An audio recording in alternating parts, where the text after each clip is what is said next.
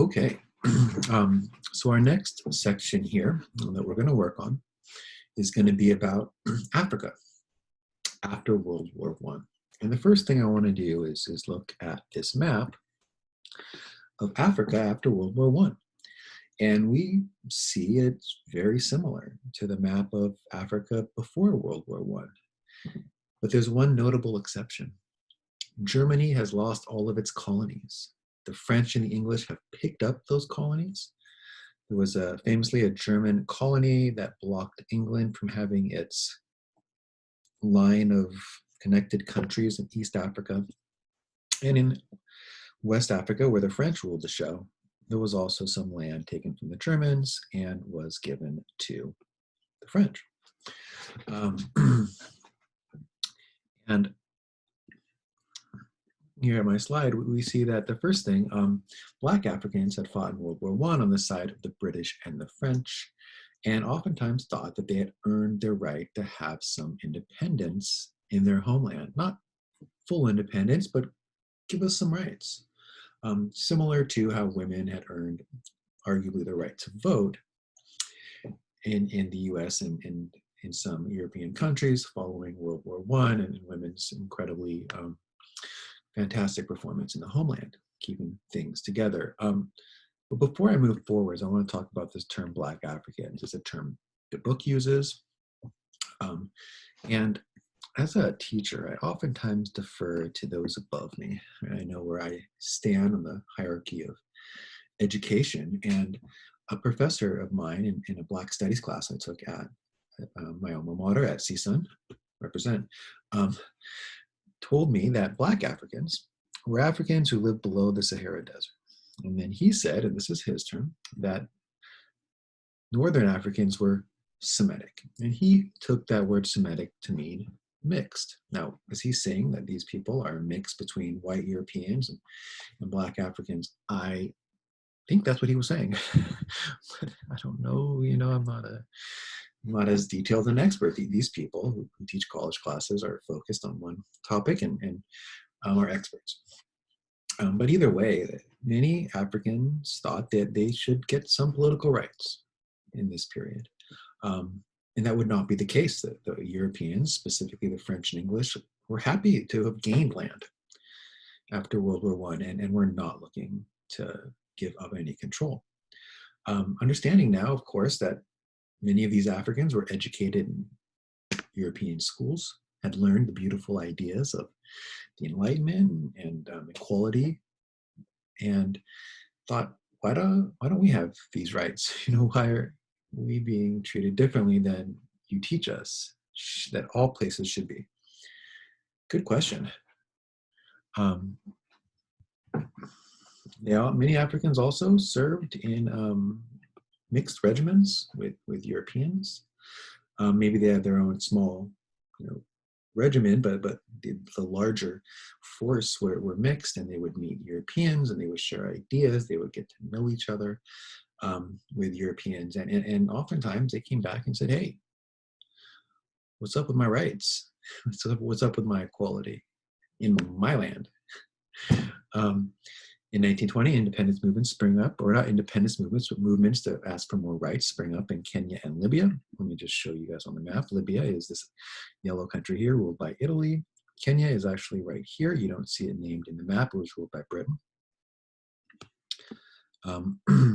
And in the 1930s, the African people who were asking for more rights started asking the Europeans to just go, right? Just go on back to Europe. Let us have our countries to ourselves. And many of these African people were inspired by Americans. There were two American civil rights leaders in particular that don't get credit, right? We all know, or I hope that we know about Dr. Martin Luther King, and sometimes we'll learn about Malcolm X as kind of the two arms of the 1960s civil rights movement, right? It was nonviolent protest, equality through any means necessary. But in this period, there were two arms as well. And these gentlemen don't get the credit they deserve. The first is a guy named W.E.B. Du Bois. W.E.B. Du Bois was educated at Harvard University. And he pushed for full societal equality. Now you say to me, Marina, I thought that there was equality. Slavery ended 50 years earlier. What's up with that? Really, Hoax. What is up with that? No, what's up with that is Jim Crow laws, right? There was a period called Reconstruction where about 10 years the northern states kind of ran the show. They tried to make things more equal and better for former slaves. If some suggest if Lincoln had survived that this could have happened, right? But because the new president who took over was less all about equality, Andrew Johnson, he was also the first president impeached. Fun fact. Um,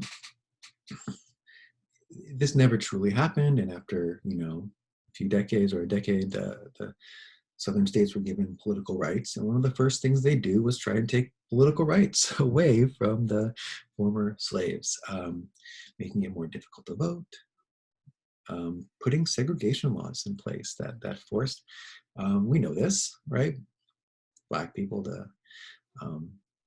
go to different schools that were lower quality, different playgrounds, different water fountains, back of the bus. I mean, just segregation. We're also going to find out that even in our wonderful state that there were laws put in place that Black people couldn't stay in town after the sun went down.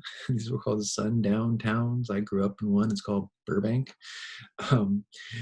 I wasn't like that when I was growing up, though.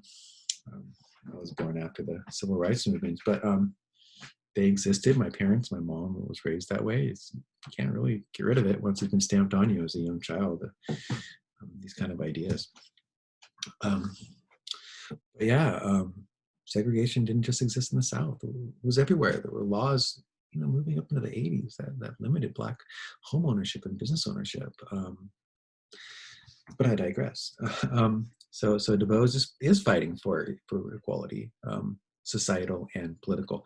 On the other end of that two-armed attack movement towards civil rights, attack on unfair laws in our country, was a guy named Marcus Garvey, who was Jamaican born, but he came to this country, and he was a leader in what's called the Back to Africa movement. He said, let's just get out of here. These people aren't treating us well. We should go back to Africa and make, our country out there a beautiful homeland that it should be. It reminds me a little bit of Zionism. He pushed this idea in the States. He became famous here.